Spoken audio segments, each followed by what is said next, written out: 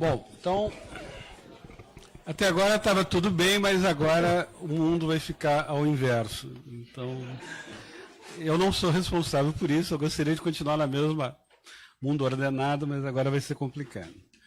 Então, nós temos agora a nossa mesa sobre quântica.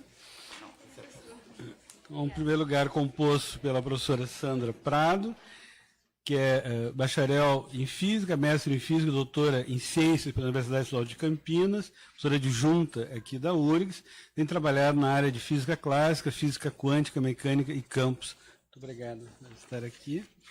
Em seguida, o professor Mário Norbert Balbich, que é graduado em Física por essa universidade, com mestrado e doutorado pela McGill University de Toronto, professor adjunto da URGS, tem trabalhado com física de matéria condensada, e trabalhou no artigo que foi agraciado o Prêmio Nobel de Física em 2007, e ele é responsável por algo que se chama celular também. Então, muito obrigado pela sua presença. E, finalmente, o professor Paulo Purer, que é graduado em Física e mestre por essa universidade, com doutorado em Ciências Físicas na Universidade de Paris 11, é professor titular da URGS, tem trabalhado na área de magnetismo, supercondutividade e flutuações termodinâmicas. Muito obrigado a todos estarem aqui. Então, começamos pela professora Sandra. Bem, antes de tudo, eu gostaria de agradecer a oportunidade de falar para esse público gigante, para o mês de janeiro, com esse calor todo. Eu estou extremamente feliz porque, na verdade, pelo que eu senti, vendo algumas palestras que estão sendo transmitidas, né, pelo Facebook, e pelas palestras que eu vi aqui presente agora, é que parece que nós temos perguntas em comum, né, são perguntas que são as mesmas perguntas em diferentes áreas. Talvez o que a gente tenha é uma linguagem diferente. O ideal seria nos reunirmos numa sala e começarmos a debater sobre essas várias questões que aparecem em física, sociologia e neurociência, tá certo? Então, a minha preocupação hoje, na verdade, foi pensar que a gente ia ter realmente um público diversificado. Eu não tenho pretensão de ensinar física quântica para ninguém. Se você sair daqui e falar, eu não entendi nada, você tá junto comigo, porque eu também não entendo muita coisa do que eu vou falar para vocês, tá certo? Mas a ideia é assim, pelo menos eu quero deixar uma impressão do que quando você pesquisar alguma coisa sobre física quântica, o que é que você faz assim, você descarta de imediato, né? Te dá noção do que um físico, quando fala de física quântica, o que ele quer dizer por isso, tá? Só que eu gostaria, na verdade, de dar palestra em pé, se for possível. Tá. Tem outra.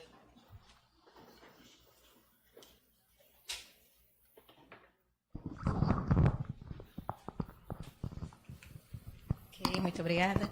Bem, eu realmente tentei encaixar o termo quântica em revolução, porque o tema dessa escola de verão é sobre revoluções científicas. E, de fato, o tema aqui, pode ver que o título é a segunda revolução quântica, mas eu não posso falar, veja, foi um truque mesmo, porque para falar da segunda você vai me perguntar qual é a primeira, certo? Então, eu vou falar primeiro da primeira para chegar na segunda. Mas a verdade é que a gente está realmente a caminho de uma grande revolução, tá?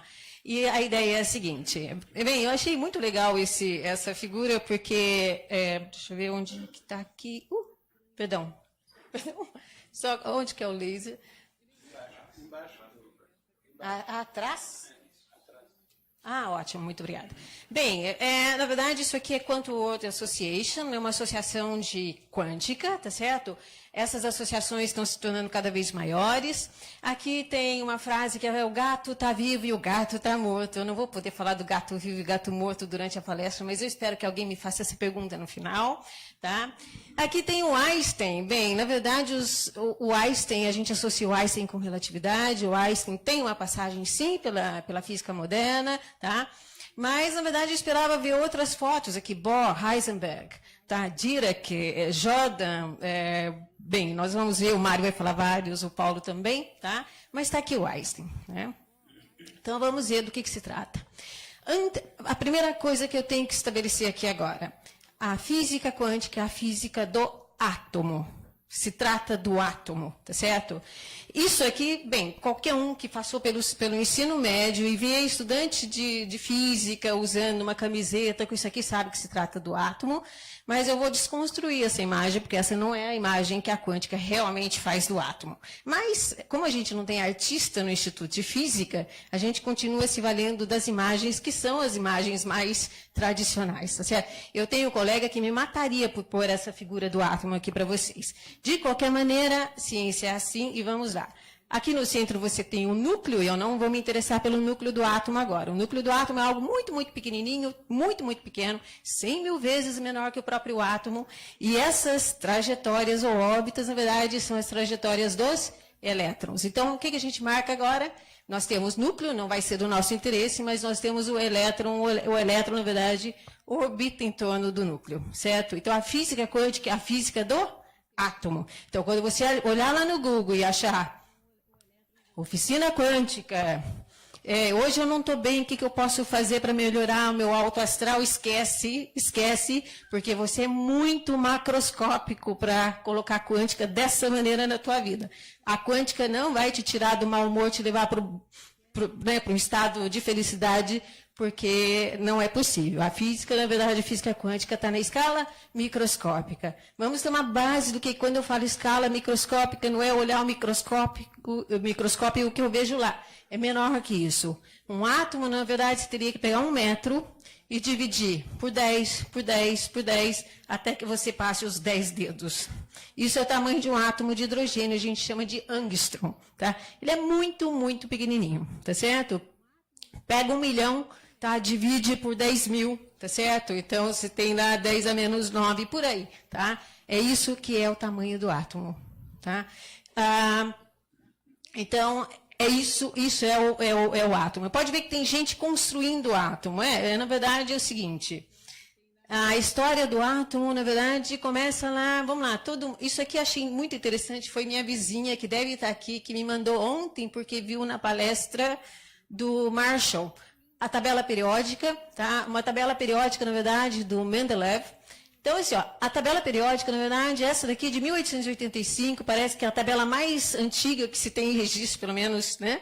O pessoal, em 1885, não tinha quântica. Quando é que apareceu a quântica? Daqui a pouco a gente vai ver, mas eu aprendi na escola, né? Na primeira coluna da tabela periódica, a gente fazia assim, a galinha cá roubou o Césio do França, para decorar os elementos químicos, tá? Porque eu ainda decorava, não sei hoje, né? Mas eu olhei aqui e falei, nossa, ele tem lá H, ali, na K, tá certo?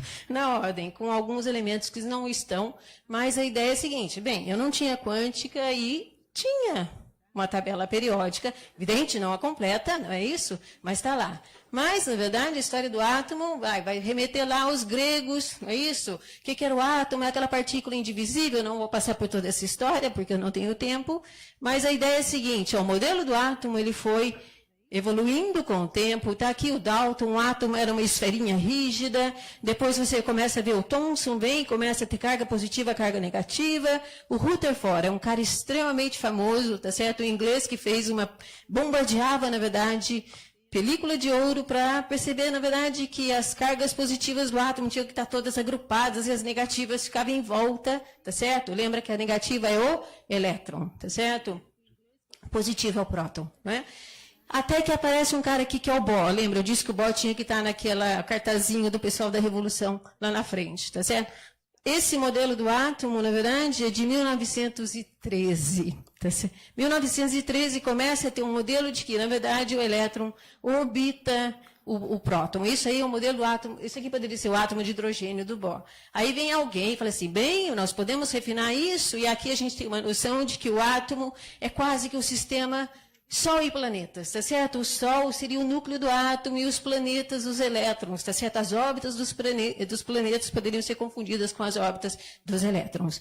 Bem, como modelo, isso aqui vai 1913, 1900 e qualquer coisa, mas, na verdade, ninguém vê isso numa camiseta de estudante, porque, na verdade, hoje, esse seria o melhor desenho do átomo possível, ou seja, Bem, se você conseguir ver alguma estrutura aqui, você me diga, porque isso aqui é um rabisco, e isso aqui na camiseta do estudante não ia vender, e é por isso que eu fiz coloquei aquele desenho do átomo, que é o tradicional, tá certo? Mas nós vamos desconstruir aquele desenho, porque ele não é correto.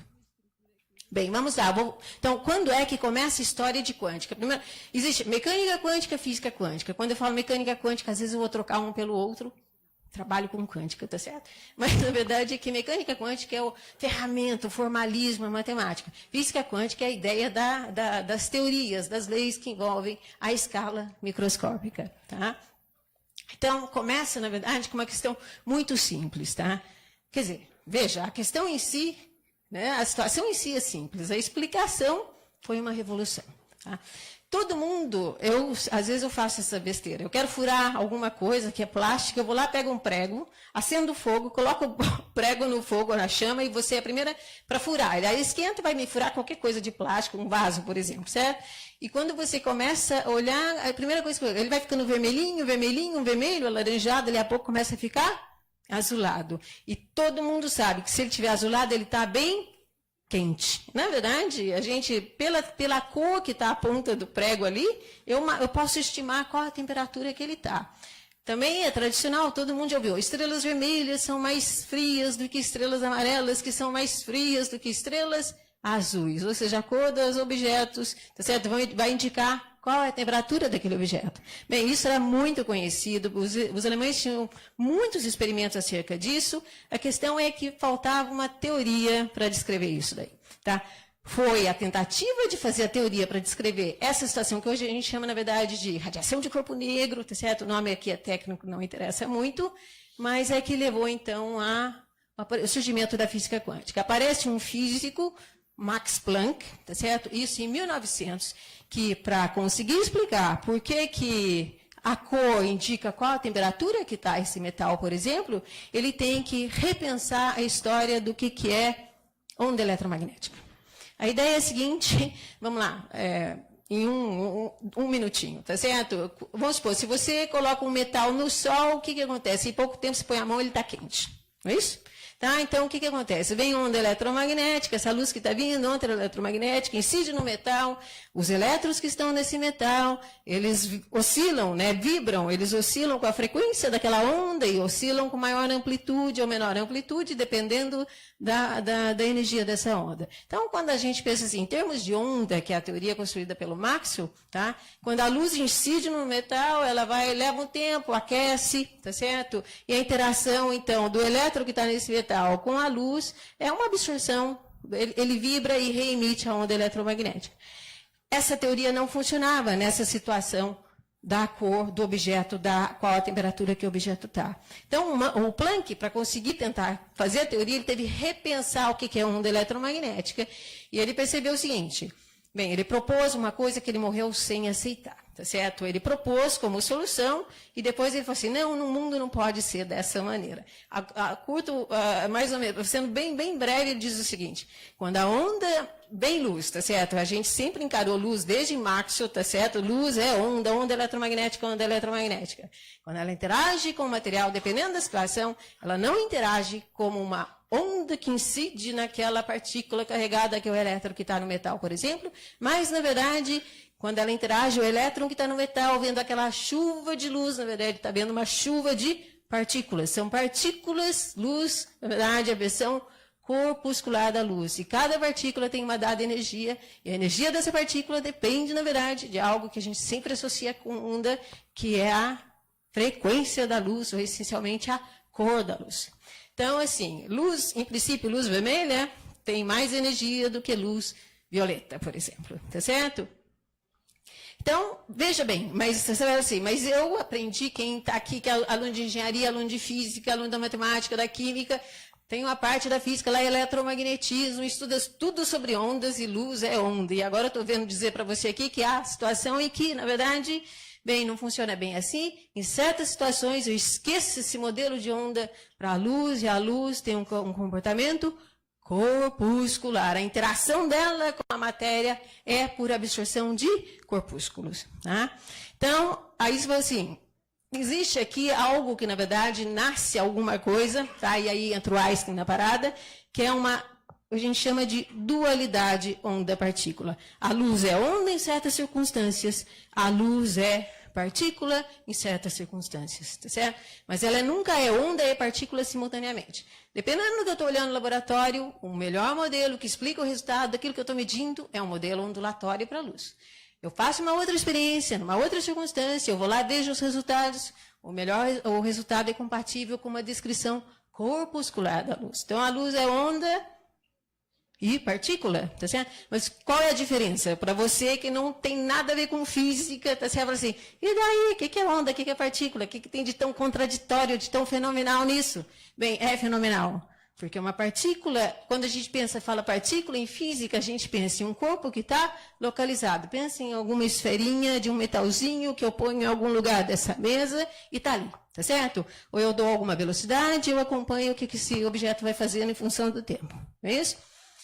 A onda, ela não é algo localizado. Se você pensa, e todo mundo já fez isso, especialmente criança, né? Você vê a superfície de um lago muito calmo, tá certo? O que você gosta de fazer? Achar uma pedra e jogar, não é isso? Porque aí você vê toda aquela ondulação, não é isso?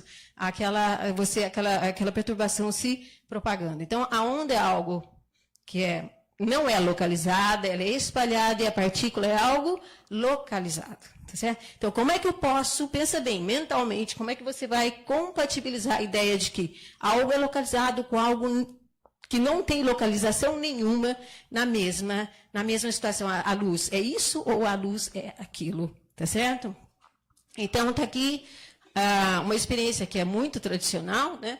Isso aqui seria assim, essa é a simulação. Você poderia ter, quem tem uma banheira em casa, excelente, vai tomar banho e faça a experiência, tá certo? Ou enche um tanque de água.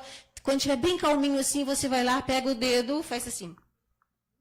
Perturba a superfície da água e você vê que aquela onda que você, por causa da perturbação, começa a se propagar. Tá? Então, isso aqui é mais ou menos a ilustração dessa perturbação na superfície da água, as ondas se propagam. E somar a onda, sim. Se você soma a onda, você pode ter amplificação da onda ou destruição da onda, dependendo de se a onda está perfeitamente em fase, junta, né? Ou não. Tá? Mas isso aqui é interessante pelo seguinte, era já desde 1800 e bolinhas, se conhecia, tinha muita experiência que você passa a luz em duas aberturas, pequenininhas, tem que ser aqui, tá certo? E, na verdade, você olha, quando a luz, vamos supor, poderia acender uma lanterna, sob dadas condições, laser é melhor para isso, manda essa luz, o feixe, na direção de duas aberturas, tá certo? E fico lá atrás olhando no anteparo que eu coloco lá para ver como é que a luz chega naquele anteparo. E aí, por causa desse comportamento ondulatório da luz, feita sob condições adequadas, tá certo? Que é a abertura da própria buraco por onde passa a luz, você vê regiões claras, escuras, claras, escuras, claras, escuras. Isso denota um comportamento ondulatório, que significa que a luz parte daquela onda que está incidindo passa na primeira abertura, depois passa na segunda, essas ondas se combinam e você tem interferência construtiva e destrutiva. Tá? Quando eu faço a mesma experiência e faço com bolinhas, por exemplo, uma experiência macroscópica, macroscópico para a gente aqui significa o quê? O mundo que a gente vive, a escala que a gente está acostumado a pensar que o nosso cérebro está adaptado com os fenômenos físicos que acontecem. Né? Quando eu faço com bolinha, você não vê a mesma estrutura, claro, escuro, chega a luz, não chega a luz. Você vê um monte de bolinha que passou por aqui, um monte de bolinha que passou por lá, tá certo? Mas por causa dessa história de que a luz, na verdade, devido ao Planck, na verdade, quando a luz chega no metal, ela aparentemente, dependendo do metal e da cor da luz, eu posso arrancar elétrons ou não, e quando eu faço isso, quando eu arranco um elétron e chamo esse elétron, é um fotoelétron, elétron que foi arrancado porque eu incidi luz. Mas, quando eu vou fazer um modelo matemático para isso, na verdade, eu vou perceber o quê? Que nessa experiência do efeito fotoelétrico, bem, eu esqueço Maxwell, tá certo? Que foi um dos pais das equações de Maxwell, na verdade, que unificou o eletromagnetismo, tá certo? Estabeleceu que a luz realmente é onda eletromagnética, tá? Significa que aqui a luz teve um comportamento corpuscular, tá? Então, espera aí, a ideia é essa. Então, assim, eu faço uma experiência com luz, e a luz tem um comportamento ondulatório. Eu faço outra experiência com a luz, e a luz tem um comportamento corpuscular, tá certo? Então, isso é o que a gente chama de dualidade onda-partícula. Mas a questão, essa questão da dualidade onda-partícula é algo que Veja, eu estou dizendo a natureza esquizofrênica da luz, não é isso? Ou dual da luz, no sentido de que não dá para ser as duas coisas ao mesmo tempo. Quando eu faço uma experiência em que a luz tem um comportamento corpuscular, ela é corpuscular. Quando eu faço uma experiência em que a luz tem um comportamento ondulatório, é ondulatório. Agora, mas eu quero fazer um experimento que mostre que a luz tem um comportamento de partícula e de onda simultaneamente. Vá para casa, sente, começa a pensar e eu te desafio, tá certo? Você não vai conseguir. Você não vai conseguir. Segundo a quântica, tá certo? E lembra, quando física quântica, na verdade, em princípio, eu vou dizer em princípio porque eu sou uma física humilde. Tá? Todo mundo diz é a teoria mais completa. É uma tremenda numa teoria, é a melhor teoria do mundo físico, é a teoria mais completa, na verdade, que se tem até o momento. Tá certo? Ela é maior do que a física newtoniana, que é a física que comanda, vamos supor, a física do dia a dia. Tá? Então, ela é mais ampla. Tá? Mas tem os detalhes, evidência vai fazer. Por que eu né, não tenho o mesmo comportamento, esses efeitos? A gente não é dual, por exemplo. Você tem um corpo, se mexe como um corpo, eu poderia até te aproximar como uma partícula no modelo matemático, tá certo?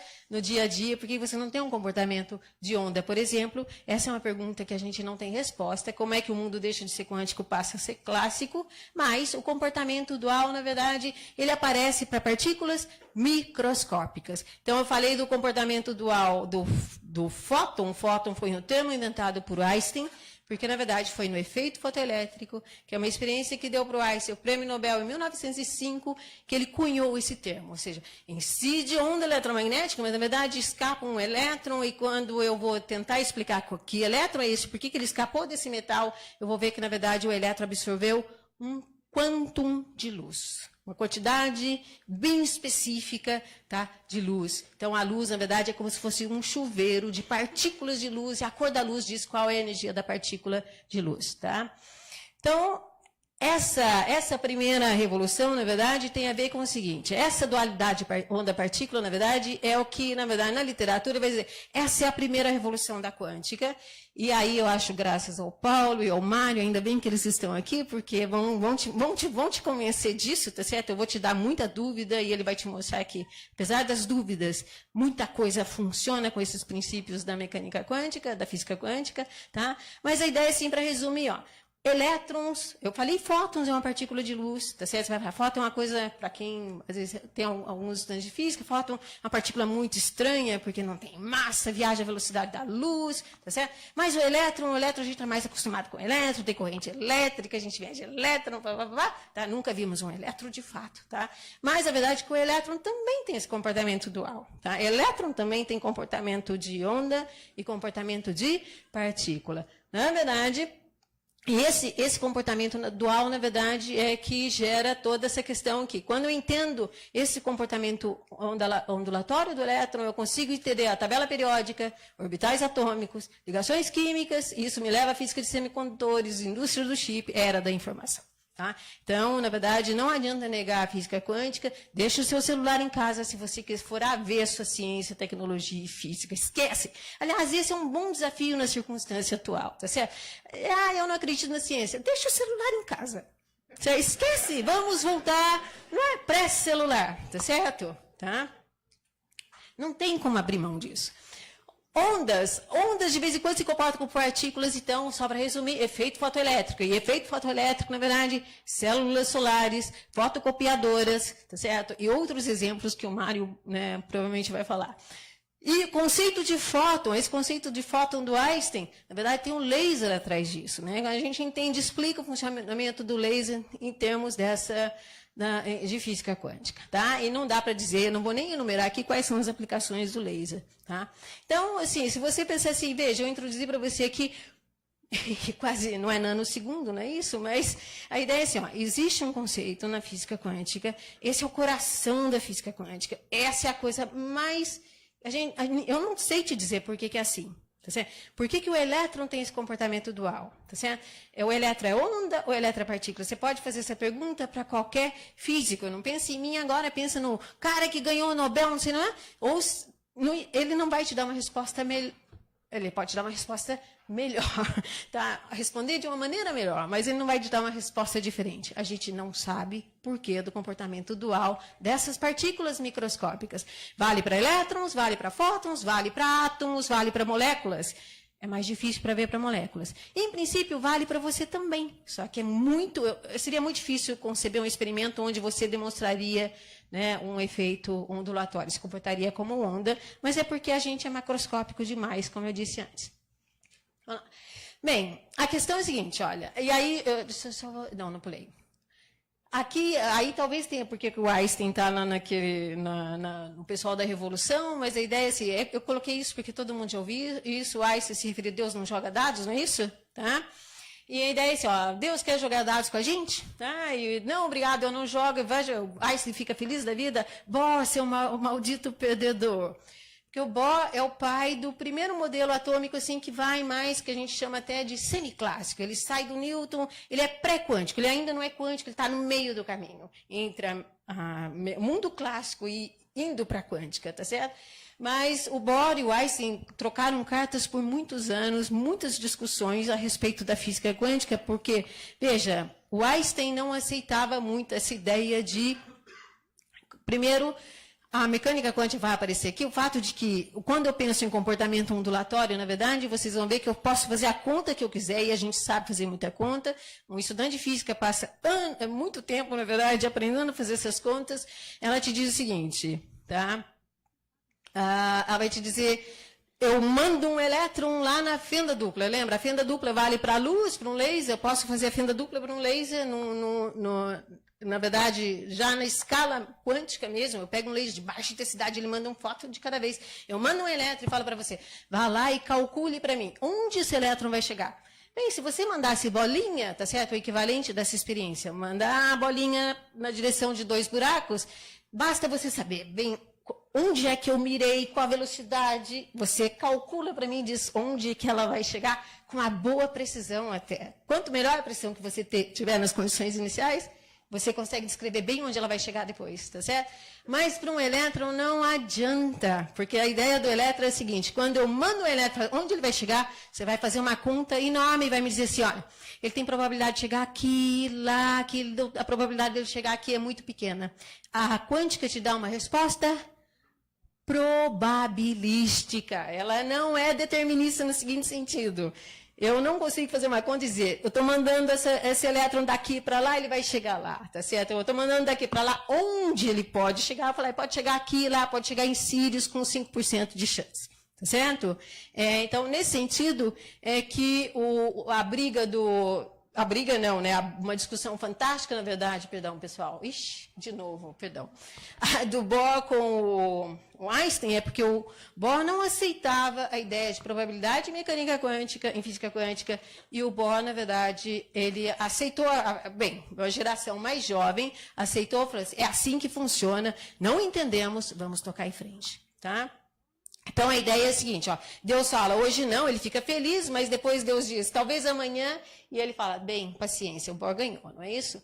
Vamos lá. A ideia aqui é a seguinte, olha, e aí, nesse indeterminismo, tá certo? A física clássica, na verdade, ela é determinística. Se eu te dou a tal da bolinha, partícula, e eu falo assim, a velocidade, a posição que ela está nesse instante, quais as forças que estão envolvidas ali, você descreve o movimento dessa partícula. Na quântica, esquece isso. Você vai me dizer sempre resultados em termos de probabilidade. Probabilidade do que essa coisa vai fazer ou deixar de fazer, tá?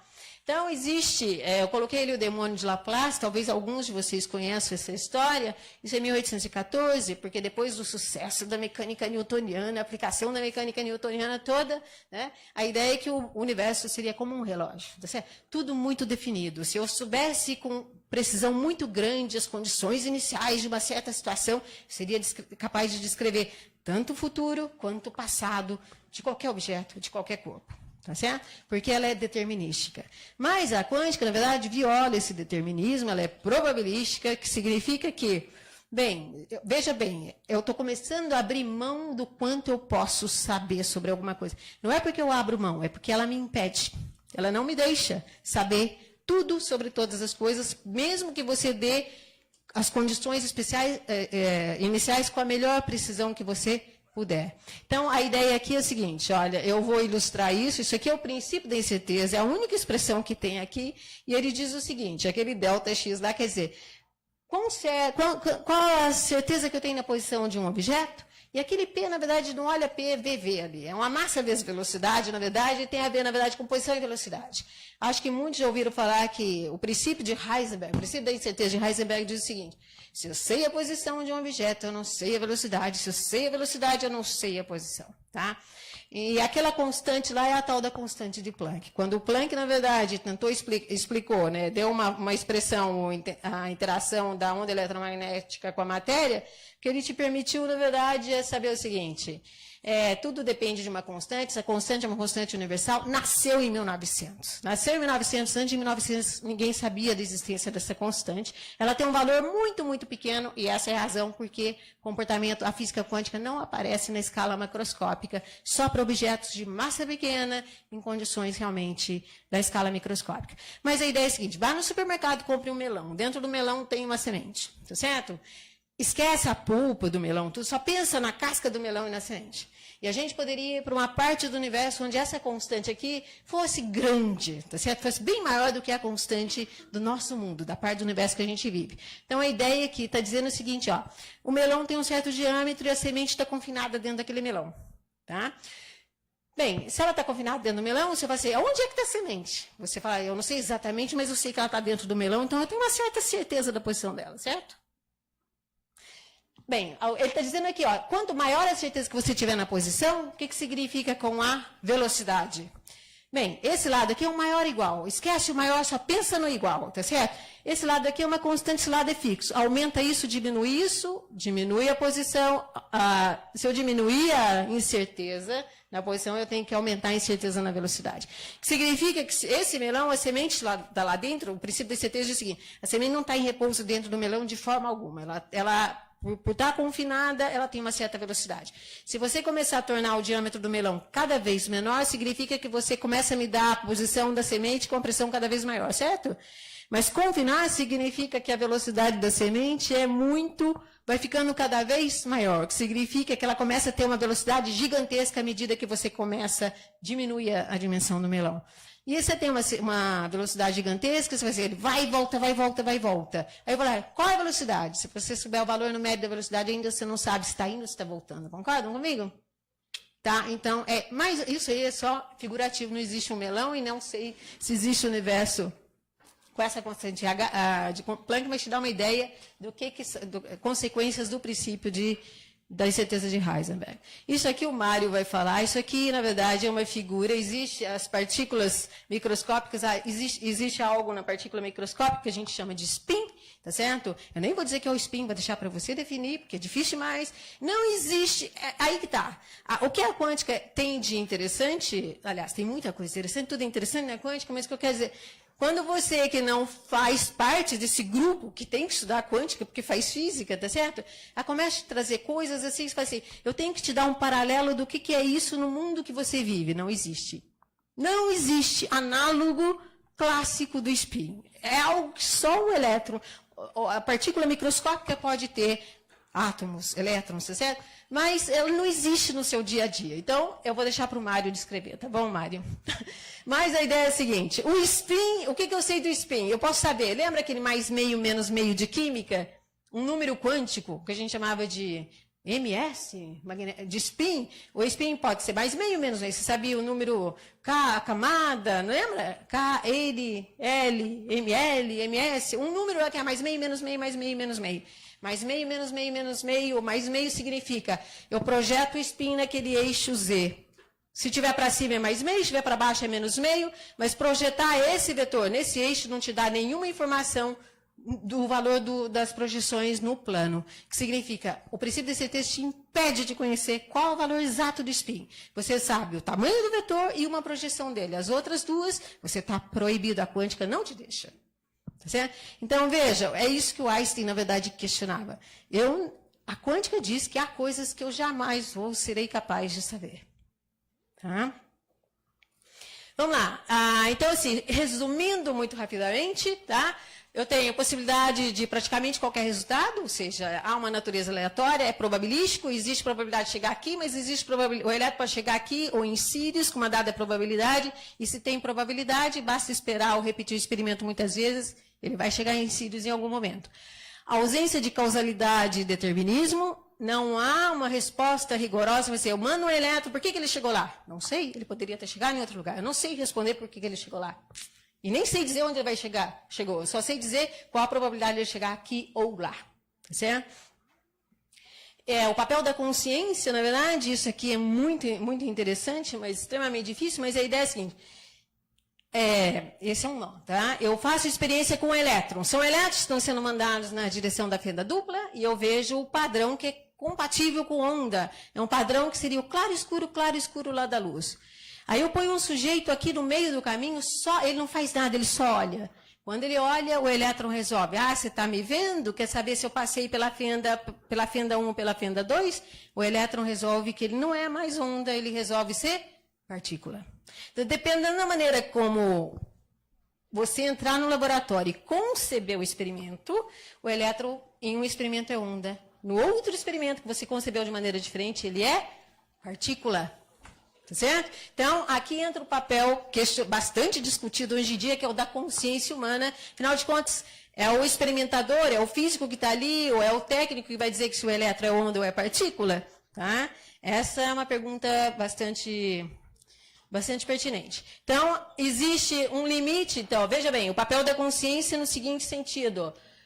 As observações ela não é que ela perturba o que é medido, ela diz o que você vai medir. Eu concebi um experimento que é para ver se o elétron passou por aqui ou por ali, se ele passa por aqui ou por ali, ele tem um comportamento de partícula, porque partícula passa num buraco ou no outro, não passa nas duas. Mas uma onda passa nas duas, nas duas aberturas. Tá?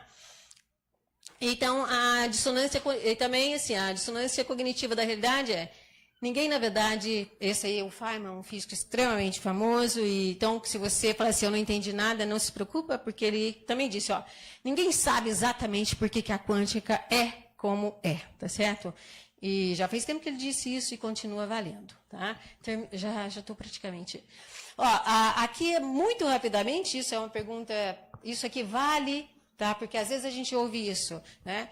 Bem, espera aí, vocês, o Mário principalmente, o Paulo, vão dizer o seguinte, sem a quântica a gente não teria o laser, sem a quântica a gente não teria isso, não teria aquilo. Bem, a gente tem que conversar com pessoas de todas as áreas, esse professor aqui, Oswaldo Pessoa, está na USP, ele fez física, depois fez filosofia, e eu achei interessante, porque cabia aqui, ele deu uma entrevista para essa revista, e ele diz o seguinte, bem, pode ser que, na verdade, outra teoria levaria à explicação do efeito fotoelétrico e do laser, tá?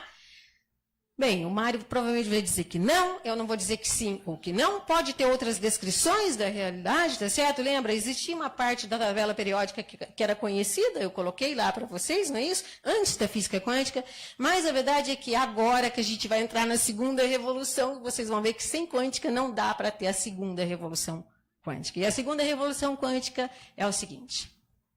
Do que se trata?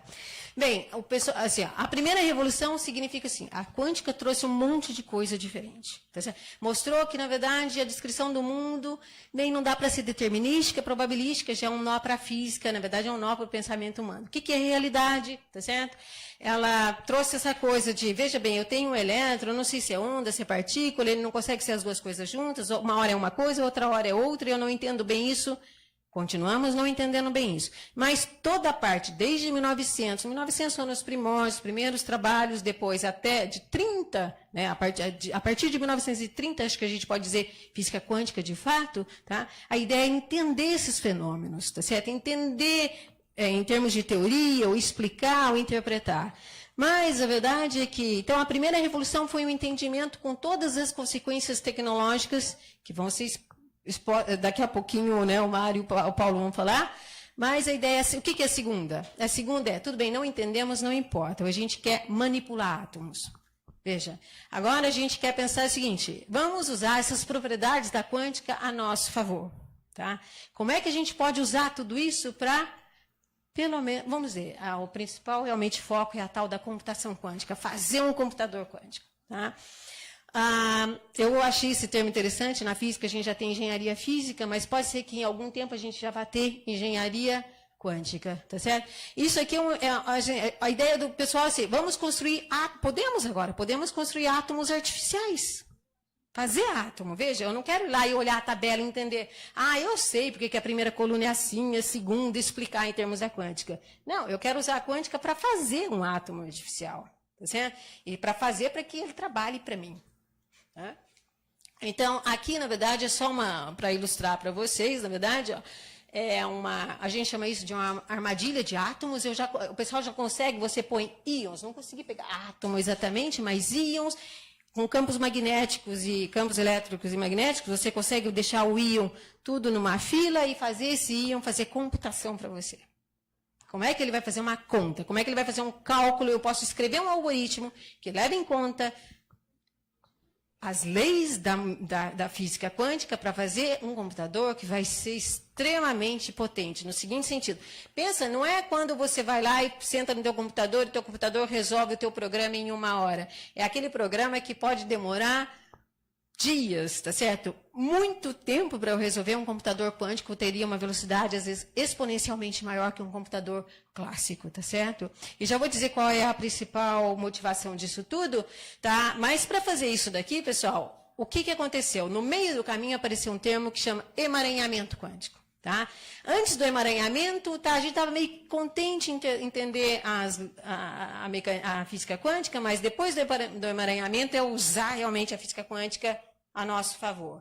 Para isso, áreas como metodologia quântica, controle quântico, comunicação quântica e computação quântica, então, tem que ser desenvolvidas. Mas, então, quando é que apareceu o emaranhamento? Eu não vou entrar muito em detalhe, mas a ideia é a seguinte. O emaranhamento, existe um matemático, John Bell, tá? Ele tem um teorema que diz assim, olha, a ideia era, ninguém acreditava muito, o próprio Einstein questionou e falou assim, a mecânica quântica é incompleta. O dia que eles resolverem melhorar a teoria, a gente não vai ter mais essa questão de ser probabilística.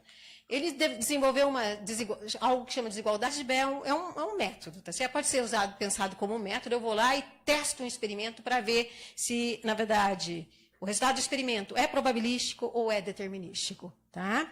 Isso é de 1966, 68, eu não sei bem ao certo.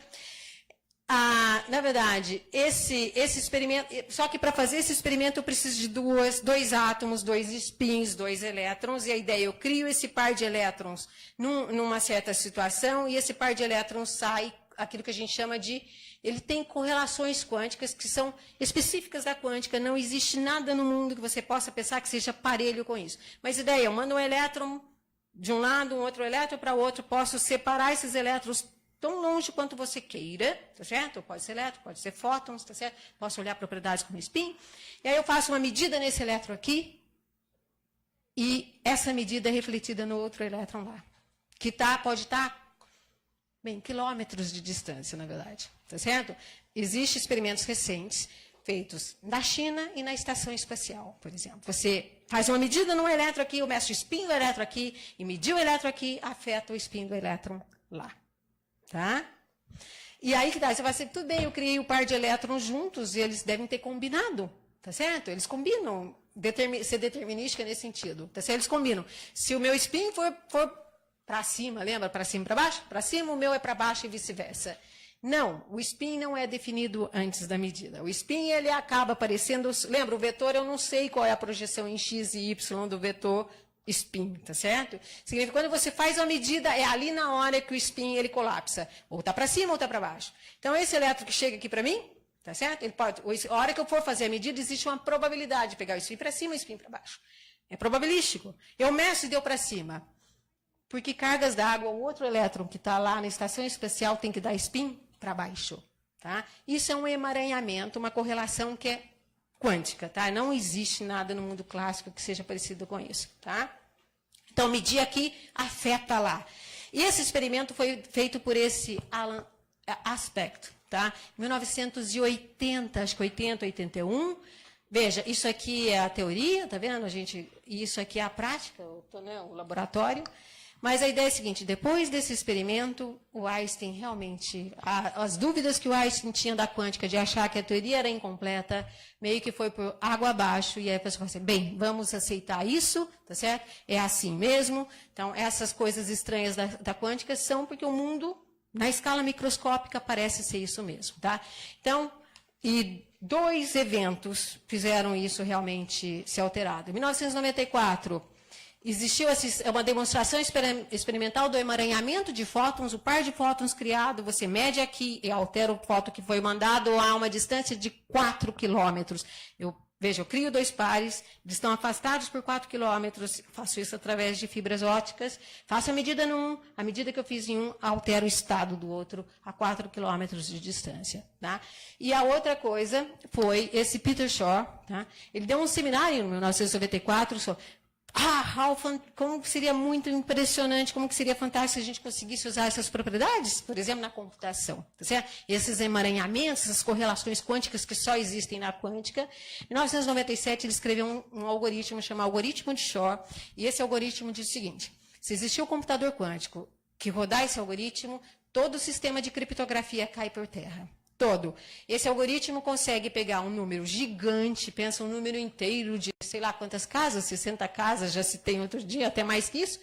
Se você pegar 2 primos e multiplicar, eu te dou 2 primos, você multiplica, você monta uma chave de criptografia. Eu te dou um número gigante, você descobrir quais são os 2 números primos que geraram aquele número lá, é um problema computacionalmente complicado, demora demais. Enquanto você está lá, o teu computador aquecendo, tentando descobrir quais são os 2 primos que deram aquele número gigante, eu já troquei a chave e você começa tudo de novo. Tá? Mas num computador quântico, a gente poderia fazer isso muito, muito rapidamente. Tá? Isso é tão preocupante que, na verdade, agora existe uma guerra. Guerra não, mas tá certo? Tá a China e os Estados Unidos correndo muito atrás disso. Existem investimentos, isso aí é porque eu vi na BBC muito recentemente, aí foi no final de dezembro, tá? Estados Unidos, está vendo? 966 milhões de reais, tudo bem, mas são só 118 projetos, significa que tem muito mais dinheiro atrás disso. E China, tá certo? 10 bilhões, né, para inaugurar aí um laboratório nacional de ciência de informação até 2020. E aí o pessoal diz o seguinte, eu fui ver quem é esse rapaz aqui, realmente é um pós-doc num centro de excelência na parte de computação quântica, então eu acredito realmente no que ele está dizendo. Talvez possamos dizer que na computação quântica a dianteira seja dos Estados Unidos, mas o campo das comunicações quânticas é a China, e comunicação quântica tem a ver tudo com criptografia. Tá? Então, eu nem preciso dizer, mas eu vou só dizer o seguinte, qual é a segunda revolução, qual é a grande, o que se espera para as próximas décadas? É o computador quântico, é a comunicação quântica, porque a comunicação quântica você consegue, se alguém entrar para espionar, você sabe, você detecta a presença de um espião na comunicação. Ela é extremamente segura, altamente rápida, extremamente eficaz, tá certo? Então, essa é a área. Baseada, então, em quantização de energia, tá? Nem falei, mas vai passar, princípio da incerteza, princípio da superposição, é aquela história de dualidade onda-partícula, emaranhamento, essencialmente isso. E só para fechar realmente descoerência, eu coloquei aqui só dizer o seguinte, por que para a gente é tão estranho ter... Pensa aí na questão dual, da dualidade onda-partícula. Nosso cérebro está acostumado com a escala macroscópica do dia a dia. Nós não estamos adaptados a pensar o que é viver no mundo do átomo. Lá naquela escala, a física é uma física totalmente diferente da física que a gente conhece. Certo? Então, muito obrigada. E desculpa, acho que eu passei.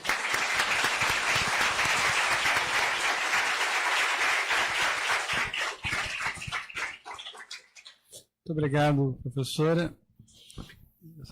Só que eu queria lembrar só que eu fui aluno do clássico, então tenho uma certa dificuldade.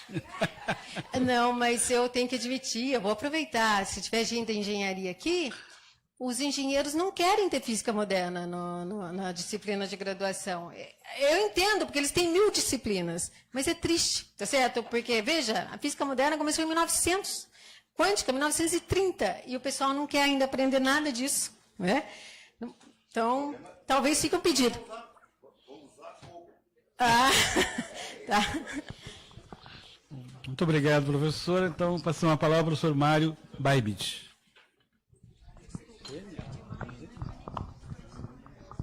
Se eu me desenrolar aqui, eu chego lá. Tá? Só um pouquinho aqui. Vamos conversar.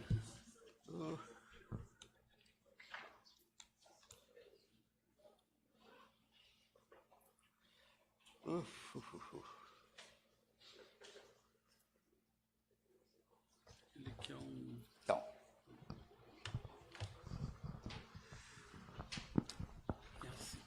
É desenrolar mesmo, né? Troço. Bom, primeira coisa, vocês me surpreenderam, tá? Como a Sandra falou, em pleno janeiro, de tarde, com o calor que está, e a gente ter esse tipo de público, realmente, né, vocês superaram. Bom, o que eu vou falar para vocês? Tá? Basicamente, tá, eu vou falar de uma dos aspectos macroscópicos, tá, da mecânica quântica, que é o magnetismo. Tá? Bom, magnetismo é conhecido há muitos e muitos anos, tá? E principalmente isto aqui era uma bússola chinesa que era usada para navegações. Tá? Mesma coisa, isso aqui é um desenho que apareceu na Epístola de Magneto, que é o desenho de uma bússola ocidental. Bom, todas essas coisas com bússolas, evidentemente, levaram a revoluções, e é mais ou menos o que a gente está querendo falar aqui. Revolução que vem da questão, né, comercial, etc., etc. Tá? Mas junto com essas coisas aí, o magnetismo traz uma série de coisas que estão ligadas, de novo, à economia e a algumas coisas que são interessantes de entender. Então, para a gente poder entender, vamos pegar um pouco de história com uma visão menos formal que a Sandra falou. Tá? Nós vamos falar, basicamente, do que tem no elétron. Tá? Primeira coisa, o elétron se descobriu que tinha carga. Tá? Foi assim que se soube que existia o elétron. A outra coisa era que ele tinha massa. Muito bem. Só que ninguém se lembra nessa história que ele tem o spin. Tá? O que é o spin? É a propriedade magnética do elétron. Tá? Então, essa propriedade magnética, na verdade, não tem nada que ver com o giro do elétron como aparece em revistas e jornais e tal. Então, cuidado. Spin, para nós, é uma das propriedades do elétron. Tá? Então, como é que eu faço para saber qual é o spin de um elétron qualquer? Bom, eu vou fazer uma convenção que a Sandra falou, né? Ou eu digo que tem spin para cima, tá? Que eu vou representar assim, ou spin para baixo, que é assim. Tá? Um problema parecido, tá, para enfrentar esse tipo de coisa é como diferenciar, né, se a pera está com o cabo para cima ou o cabo para baixo. Tá? A gente pega a figura, né, e consegue diferenciar facilmente. Ou seja, eu posso associar esse com spin para cima e esse com spin para baixo. Onde é que é o horizonte? Onde é que está? Em que direção está a mesa? Pouco importa. Tá? Esta orientação é diferente dessa. Ponto. Tá? Bom, o que a gente está usando isso? Como é que a gente distingue essas coisas? São coisas que usam simetria para poder entender as coisas. Então, vocês vão ver na física e em muitas outras áreas do conhecimento que a gente usa esse conceito de simetria para ajudar a vida da gente. Tá? Então, vamos lá.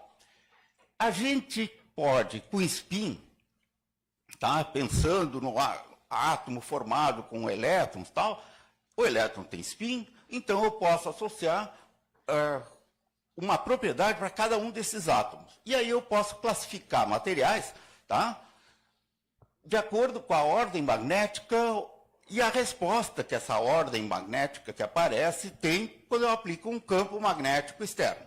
Tá? Então, a gente pensa na ordem magnética como sendo um arranjo espacial, onde é que ficam, qual é a orientação, tá? Dos momentos magnéticos de cada átomo. Quem são esses momentos magnéticos? São o resultado de todos os elétrons que estão lá participando, tal, o núcleo, etc, etc. Para nós agora só vai interessar para que lado está o momento magnético do meu átomo, tá? Para simplificar a vida aqui. Tá? Então, primeira coisa, a gente diz que eu tenho um material ferromagnético, uma coisa que funciona, que nem o ferro metálico e tal, que é uma orientação onde todos os momentos magnéticos, ou todos os spins, estão virados para o mesmo lado. Tá? E aí vale o princípio, né? Mexeu com um, mexeu com todos. Tá? Se eu virar um aqui, todo mundo acompanha. Tá certo? Bom, para vocês terem ideia, os elementos químicos que a gente tem na tabela periódica, tá? Se a gente for pegar quais são os materiais ferromagnéticos à temperatura ambiente, dessa tabela inteira, sobra isso aqui, tá? Bom, se tem só isso, só esse pouquinho, por que é tão interessante o magnetismo? Principalmente porque toda vez que tiver isto aqui na composição, tem chance da coisa ser magnética, tá? O que é ferro, cobalto, níquel? Tem ferro para tudo que é lado. Tá? Gadolínio também, mas gadolínio já é mais, né, uma coisa mais diferente e tal. Então, o conjunto de coisas que contém ferro ou que contém outros materiais que se arranjam de alguma maneira para que tenha um momento magnético que eu penso como um ferromagneto, tá? Por exemplo, para formar um ímã. Tá?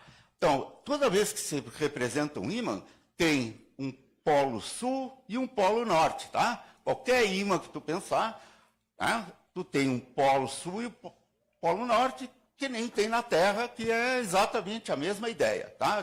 Pode considerar a Terra como um ímã. E esse desenho que está aqui seria, basicamente, uma coisa que nos ajuda a pensar, que são as linhas de força. Isso ajuda a pensar, se eu botar uma partícula magnética aqui, como é que isso vai... as forças que vão agir sobre essa partícula estão distribuídas espacialmente. Então, se eu pensar no meu átomo lá, com seu momento magnético, tá? Para ter a ordem ferromagnética, o que eu preciso? Eu preciso ordenar todo mundo do mesmo jeito. Quem alguma vez brincou com dois ímãs, sabe que isto aqui não se sustenta, né? Ele vira imediatamente, tá certo? Então, qual é o milagre que a gente tem que fazer para passar? Isso aqui representa o momento magnético de um átomo e do outro, que isso seria a orientação natural. A gente imagina isso aqui, né? Eu tenho que ter alguma coisa que transforme eles nesse tipo de coisa aqui, tá? Com os dois virados para cima. Isso é o que a gente chama de interação de troca, que tem a ver com a energia dessa interação magnética, entra tudo dentro dessa interação de troca, que eu não vou nem entrar no mérito do que é, tá? Mas, basicamente, tendo essa interação de troca, a gente consegue definir a ordem magnética que a gente vai obter lá adiante, tá? Então, eu tenho um ferromagneto, toda vez que a minha interação de troca, tá, faça com que todos eles apontem na mesma direção, porque pela distância, pela intensidade, etc., etc., eu acabo com o ferromagneto. Mas isso não é a única solução possível. A gente pode ter materiais paramagnéticos, tá? O que são materiais paramagnéticos? Os meus átomos lá dentro têm momentos magnéticos que podem até ser iguais, mas eles estão totalmente desordenados, tá? Não tem uma orientação preferencial. E aí, se eu aplico um campo magnético externo, que tem que ser grande para puxar os que estavam para um lado, para o outro, tal, eu até consigo alinhar, tá? O que a gente diz é que a energia interna é maior do que a energia, que a ordem magnética, tá? Bom, experiência simples com um ferro-magneto que se pode fazer. Bota um ímã permanente ali, tal, aquele ímã que eu tinha mostrado, um prego que pega ali e um pedaço de níquel, por exemplo. Tá? E aí, experiência bonitinha para fazer, boto, né, fogo aqui embaixo. Vou aquecer esse material. Se eu aqueço esse material, o que vai acontecer é que ele vai desprender. Tá certo? Essa mudança, tá? Ele estava aqui e ele passou para lá. Tá certo? Quando aqueceu, ele passou para lá. O que é isso? É o que a gente chama de uma transição de fase magnética.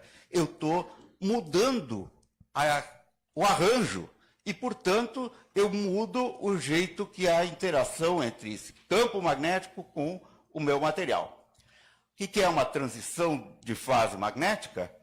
Tá? A gente diz que passou do estado ferromagnético ao paramagnético. Tá? Antiferro vai dar uma coisa desse jeito. Aqui é o ferrimagnético, que é antiferro é um ao contrário do outro. Tem diversas maneiras de fazer isso. Tá? O ferrimagnético é que eu tenho mais para um lado do que para o outro. Seria um antiferro com, né, mais átomos de um jeito do que o outro. O que é um ímã permanente? Tá?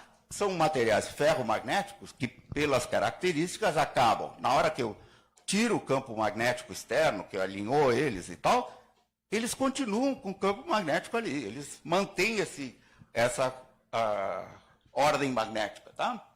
Bom, aqui tem propaganda de uma fábrica de ímãs e tal, mostrando só no carro quantas coisas eles fazem com materiais magnéticos. Isso aqui tem muito mais coisa pela frente. Só que agora eu vou mudar o rumo um pouco para me dedicar a uma outra revolução. Esse sujeito aqui, que vocês conhecem bem, que é o nosso dedão. Tá? O que tem disso aqui? Tá? Polegar, o pessoal mais velho aprendia isso no colégio,